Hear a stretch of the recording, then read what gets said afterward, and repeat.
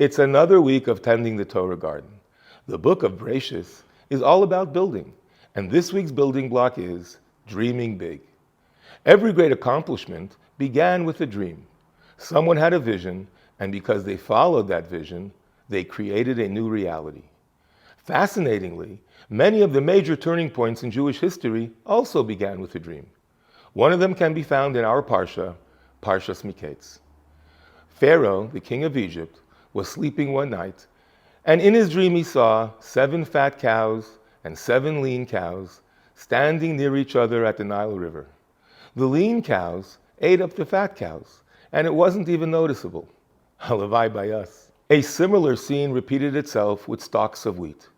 There were thin stalks and healthy fat stalks, and the thin ones consumed the healthy ones. He couldn't figure out the meaning, and none of his master dream interpreters could offer an explanation that satisfied him. Until Yosef came along and explained that the fat cows and stalks represented the 7 years of plenty, and thin ones represented 7 years of famine that would follow them. Therefore, said Yosef, it would be wise for Pharaoh to conserve food during the years of plenty and save it for the years of famine. Pharaoh was very pleased with this interpretation, and in the end, Yosef was appointed viceroy of the entire Egypt, which essentially began the story of the slavery and the exodus from Egypt. It's a great story, but the commentaries ask 2 fundamental questions. First of all, Yosef's interpretations seem pretty basic. How is it that none of Pharaoh's famous advisors came up with something even close to that?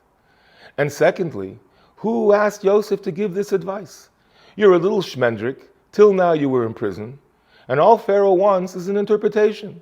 Say your piece and be done with it. Nobody wants to hear your good ideas.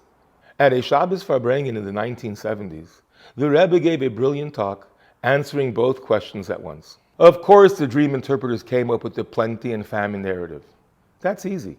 But there was one detail that just didn't make any sense. In the dream, the fat and the lean cows were standing at the river together.